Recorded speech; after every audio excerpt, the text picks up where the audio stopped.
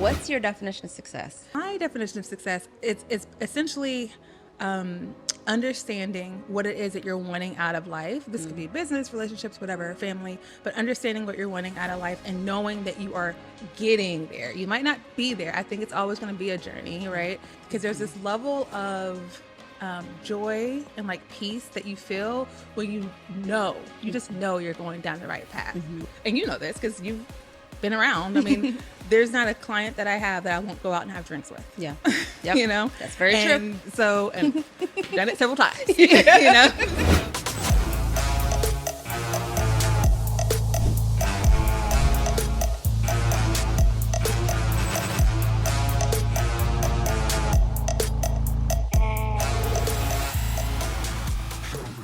Welcome back, Bold Move Besties, to another episode of She Built Success. I am Claudia. Let's get into it. Today, you are in for a treat. I am joined with Kendra James Anderson of the Finance Femme. Woohoo! Let's go. Kendra, I'm so excited that we get to have this conversation. You know, I love talking to you anytime.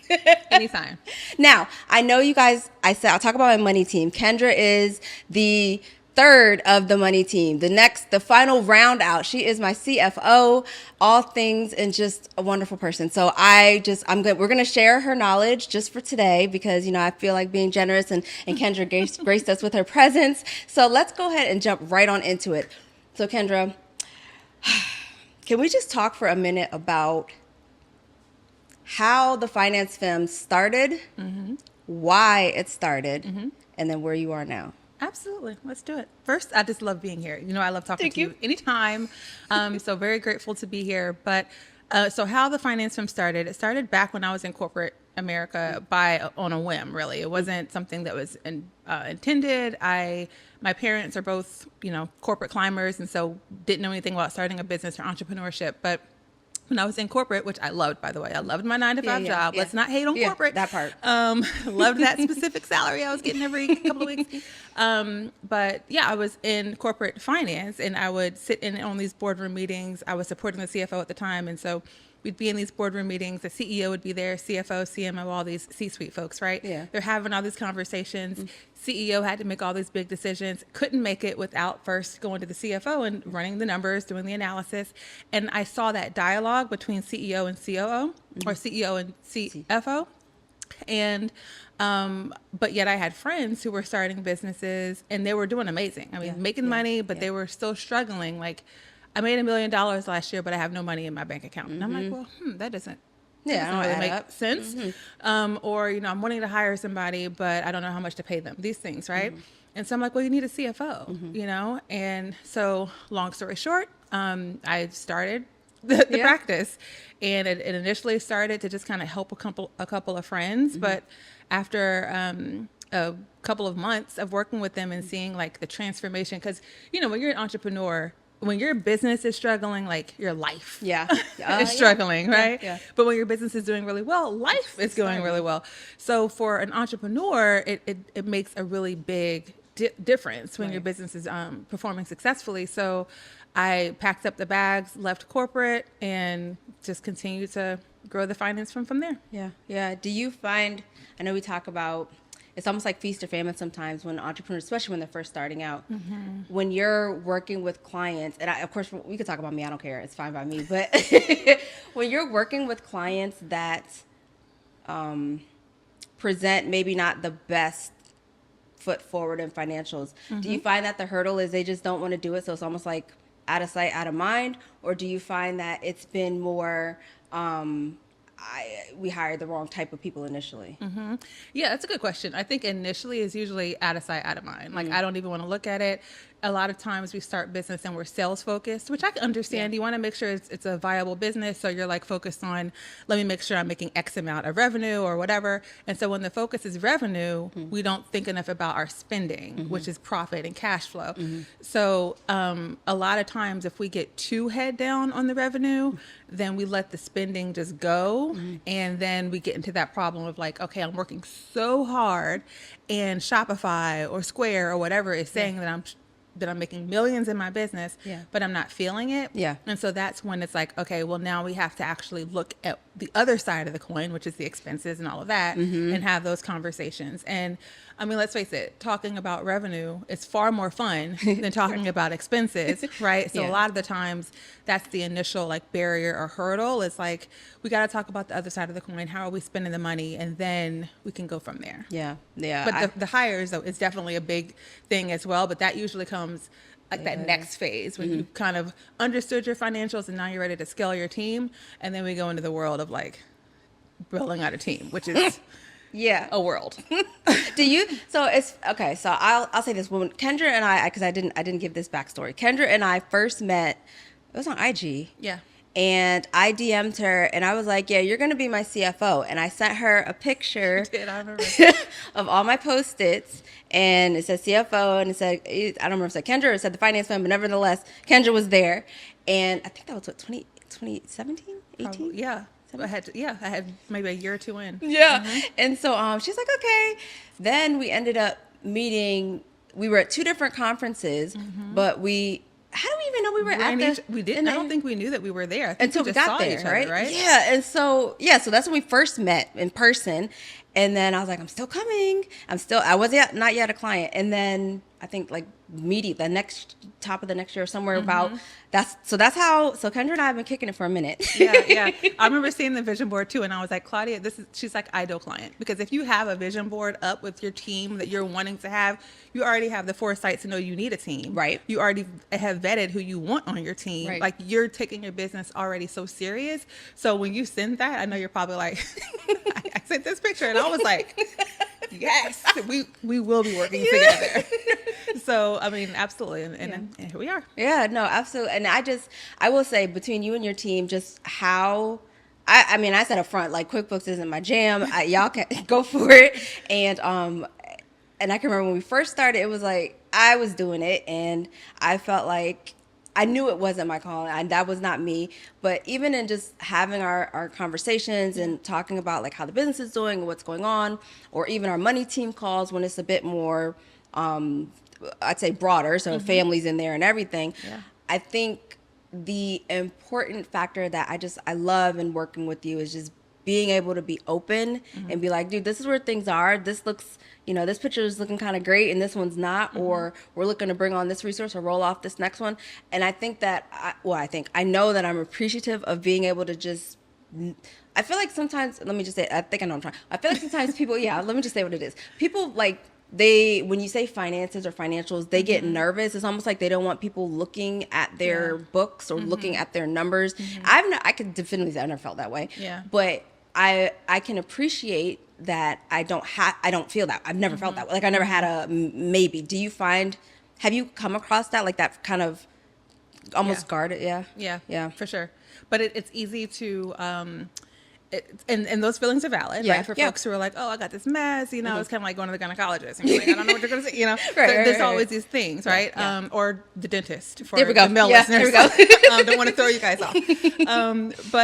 But yeah, I mean, it's a little bit of that. But I think that pretty quickly you can kind of push that away by just first listening to what their end goal is, what they're trying to accomplish, whatever. Yeah. Like, really actually listening, and then also just not being judgmental when you're explaining what's going on, because everyone's situation is different, how they've spent their money and made their money in the past, what they're wanting to do in the future. It's all different. And with finance, it's really just about like analytics and kind of understanding strategies, right? So at the end of the day, regardless of what you've done or what you're wanting to do, there's a strategy for that. Yeah. My goal is to find the strategy for that, not to like judge on any other level. Right. So it does happen all the time, but I think, finance does get a bad rap, though, there are a lot of finance folks who think that there is one specific way to do everything. You have to retire in this age by this way. You have to do this with your kids. You have to do this with your spouse. And so that can cause a lot of that. But if you're feeling that way with your financial advisor or with anyone, your professional service provider, find someone else. That part. It's a personality thing, there's, and you know this because you've been around. I mean, there's not a client that I have that I won't go out and have drinks with. Yeah. Yep. That's very true. So, and done it several times, so that matters, so just find someone you're comfortable with. Yeah. Do you find that in growing your firm that, family life or just even personal life away from work. Like for me, I don't believe in balance. You know that. It's just it's not my jam. But like, what is your ultimate? Like, are you at your ultimate? Like, this is how I want it to be, family, personal, business, or are you like still? Yeah, well, we're both a little bit of, well, I shouldn't say a little bit, type A, where, I'm the type A.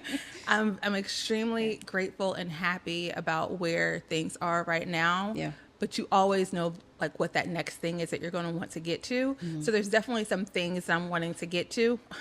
Closer to you in Maryland is one of them. So there's definitely things that we're wanting to do, but extremely grateful for where I am now, but can be grateful for it because of all of the not so great that we had to go through, and like all the lessons you have to learn in business and in life and everything to get here. So yeah, but pretty happy. Yeah. Okay, so there's a question I like to ask. I usually put it towards the end, but I actually want to ask it now. What's your definition of success? If you're done with the fluff and ready to execute on the how, then visit shebuiltsuccess.com for the tools you need. It's time to push go and dive into real strategies, genuine understanding, and concrete steps to create both more in business and life. Head on over to shebuiltsuccess.com for access to exclusive downloads, resources, and bonuses. Because moving boldly forward is not just a destination, it's a multi-layered journey. Let's grow and build your success together. Okay, yes. So my definition of success is essentially understanding what it is that you're wanting out of life. This could be business, relationships, whatever, family, but understanding what you're wanting out of life and knowing that you are getting there. You might not be there. I think it's always going to be a journey, right? So that's one thing. It's kind of understanding it's going to be a journey. Right. But you're knowing that you're in that path, because there's this level of joy and like peace that you feel when you just know you're going down the right path, right? Yep. Versus like the hamster wheel and you're like, I'm doing this all day, I don't feel like anything is like progressing. So it's knowing what you're wanting to get to and then making those steps to get there. Yeah. That's success. Yeah. It's not a certain dollar amount, it's not a certain car or house or zip code or number of kids or whatever, or spouse. It's just knowing what you're wanting. And I think for a lot of folks, that's hard to define, which is, I've never had that concern. So it's hard for me to relate to that, because I always know exactly what exactly what I want. A little stubborn in that way, but yeah, so I think first defining it and then just like making steps towards it. Yeah. I feel, would that definition change? Do you feel like, has it, with experiences, grown to what you know now as success, or is it seasonal in terms of, like, for me, my definition of success 5 years ago was different than what it is now. Yeah. I think that definition of knowing end goal and like working towards that, it holds pretty steady, but what that end goal is in that moment might be seasonal, right? So, like what I'm wanting to do now isn't the way I'm wanting to live when I'm retired, valid, right? Very valid. So, but I know what I want those to kind of look like, and they'll evolve, because 10 years ago, I was not thinking that this was what I wanted to do. I was still thinking climbing the corporate ladder, doing that whole thing. So it is definitely going to evolve, but I think ultimately it's just, like having a vision of where you're wanting to go. It just makes the days in life go by a lot easier when you just have this vision of where you're wanting to go. Yeah. Because you can be intentional. Yep. Versus just kind of going through the motions. Yeah. It's funny. I was talking about the kids and kind of some of their accomplishments and like what bold moves means, and how I, as a mom, lead to let them do their own kind of bold moves. So one was like deciding they want to take AP Gov, and then the other one was, she got a 5, dude. She got a 5, like the highest. I was like, what? But so that was one. And then like the other was figuring out, what type of cheer group she wants to be in next, because competitive cheer is a thing, and you got to be with the right team or right gym. And it's like, do you, as a mom, do you see that? Like, what is your best means of showing up as a mom? Yeah. Knowing you have clients, you have other commitments, you have other goals. Yeah, listen, this momming thing is hard.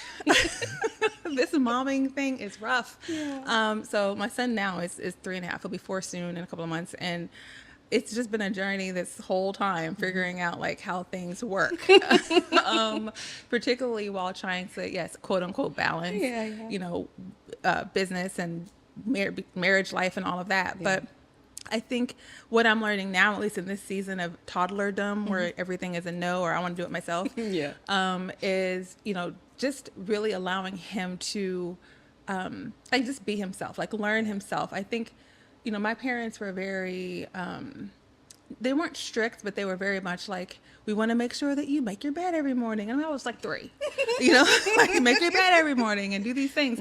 And so I kind of let him be a little crazy and wild because he's a kid, So that's the current thought that I have with him, is just kind of letting him kind of do his thing. He's also a Virgo. He's also very type A, so he's not going to go very wild anyway. You tell him to go buck wild, and he's like, I'll push this over here like that, So it's not much to deal with. But I do think that one of the biggest things for me right now is time, like being available. And that's what entrepreneurship has afforded me at this point. And one of the biggest things I let folks know when they're trying to start their business is, don't even necessarily worry so much about profit and cash and all of that. That will come, and then you will have so much cash sitting in your bank you won't know what to do with it. But it's the time. It's the ability to be able to show up and go to cheer whenever you need to. Right. So that's where I'm working on the hardest for myself with him, is just being able to be available and take him to karate, because if he misses karate, it's like, now? oh yeah. Oh my God. It's the end of the world if he doesn't go to karate. He just made yellow belt yesterday. Oh, congratulations. Yes, thank you. Oh my God. I didn't know he was doing karate. Oh my God. Oh, that's so beautiful. Oh my gosh. Yeah, I agree. I think, even for me, while I know for you, entrepreneurship, you were great with corporate ladder. For me, I was ready to roll. I knew from jump I was going to do it. It was like when. But I wanted to learn corporate, so I did corporate. And then it was like, all right, I'm good. It's time to go start my own. And I feel like sometimes what I've been saying before is, like, on social media, they're like, yeah, just quit your 9 to 5. Like, and it's like, guys, everybody can't be an entrepreneur, right? It's not for everybody. And that's okay that it's not for everybody. But the part that I tend to lament is when entrepreneurs don't know when to stop, like say, okay, this isn't for me. That's right? very real. What are the markers? What do you see as the markers where it's like, of course, revenue, but it's not for me? They should start looking at that. I think that's a great question that I've never ever been asked, that is extremely important, because that time does come. And I think it's still going back to, what is your end goal? What are you trying to get out of this? Excuse me. So if it's that you're wanting to have, more time freedom, or you're wanting to have more money to do X, Y, and Z, and those things aren't happening, or you're finding, excuse me, or you're finding that it's extremely difficult for you to get those things, and it's maybe causing stress in your life or health issues and things like that, it's not worth it. It's not worth it. There are many paths to get to more time freedom and all of that. That's not starting a business. Because, to be honest, starting a business, at least in the first couple of years, there is no time freedom. Like, what do you mean time freedom? Like, you have to really grind it out those first couple of years. So I think it's knowing what the end goal is, and if that business is not getting you there, then it's time to pivot. And pivoting is perfectly fine. And it's actually better than fine. It's healthy. It's what you need to do. So there's definitely just checking in and being honest. With how the business is doing for you. How, from a CFO lens, would you help call that? When I'm always checking in to see, like, well, what's the end goal? What is your end? What are you wanting to do? Or was the goal to, like, sell this one day? Was the goal to, like, just have this kind of provide you enough cash each month to, like, live your best life? Like, what's the end goal with this? Let's check in and let's see, are we doing that? If it's that you don't necessarily want to sell it, but you need it to generate X amount for you at the end of the day to, like, live your life, and it's not doing that, let's check in. What's the goal? Like, are we going to continue with this? Are we going to change? So you just have those conversations. And I think that's also where it's helpful to, you don't have to be buddy with your CFO, but it's helpful to care about their life. Agreed. Like, it can't just be a numbers thing. It can't just be, you have to make X. I need to also kind of know, well, is that kind of flexible? Because, you kind of mentioned, like, next year you're going, like, to Bali 18 times. Maybe let's just go to Bali 6 times, So it's helpful. But yeah, you just have to check in. Yeah, I agree. And I think even to your point, life changes, things change. Like in my case, the older ones getting ready to go to college here literally in a couple years, and we're starting to look at schools. And it's like, okay, how are we preparing for that? And I know in our money team calls, not so much how are we preparing for it, but just knowing that that's some of what's to come, or even with the nonprofit, like kind of making sure that we're, even though nonprofit's not with Capital Consulting Group, but is its own. It is a part of the entire conversation. Right. And one thing I've stressed is like having a money team to be able to help guide you through that is imperative. But I think that more importantly, it's necessary. Yeah. A committee, if you will. Yeah, I mean, if you look at these large organizations, right, they all have these like board of advisors, and it's just a good look to have. So even if it's not all like money dedicated, because I mean, like you mentioned, money team, but I mean, at the end of the day, it's also about like wealth planning and you know, just all the things. But if you just have that group of people that you really trust, that you can go to for advice on certain things, and they understand not just your business, but you as well, then that's just very helpful. And so you can call them, you know, what you want to, or reach out to whoever, and some of it can be maybe a parent that's maybe ran a business before, or aunt, uncle, whatever. It doesn't always have to be an outside person, but just having people that you can really trust and lean on and have those conversations with, because business is hard. Like, you know, Nike isn't ran by a single person. Very you true. know, like you need Very people. True. Yes. And sometimes it's just hard to find the right people. But once you do find them and you have that connection and everything, then, you know. Oh my gosh. Okay, wait. Find the right people. You said that, and that reminded me of like when you start searching for folks for different roles and whatnot. Oh my gosh. Building a team is like the most. Do you have any, we'll just do a quick laser coach, any pointers? Let's say, I don't want to say VA because I feel like people do VAs quick, but if you have another one, any particular roles that, and I know it varies from business to business, so let me say that as well, but that they should focus on if they were looking to start, I'm not going to say remove themselves, but kind of not be doing all the things all the time. Operations manager, 100%. Operations manager. Now let me put some points out here though. So an operations manager is not someone who's necessarily, you know, managing your calendar, right? That's maybe more of a VA, right? They're not someone who's like, I don't know, booking your flights or whatever, right? So your operations manager's focus needs to be on systems and needs to be on SOPs and creating these systems and SOPs for you. And once that happens, once you have the right systems in place, which is your tools, all your SaaS solutions, all of that, once you have those things in place, and you have SOPs around how to use them and how to integrate them in your business, then not only is your ops person kind of like helping release you from stuff, but your systems are actually doing it. So it's not even your ops person can go on vacation with you because now your systems are doing everything. So, you know, an operations manager is definitely key, and you just want to make sure that they are well versed in all of the tools that are popping up these days, and they understand what an SOP is, and they can write one, draft one, keep them updated, all of that. But absolutely, hands down, first person. I 100% agree. I got nothing else to add. And that's like what it's almost like regardless of the business that you have. It could be service-based business. It could be a product-based business. Like your operations is literally the day-to-day operation of your business. So if you have someone who can really oversee that and understand it completely, then it will allow you to back out more. Yeah. And again, operations manager is not the same as a VA. Nope, it's not the same. Okay, Kendra, final words. Do you have any final words that you want to leave with the audience? Ooh. I mean, I have so many final words.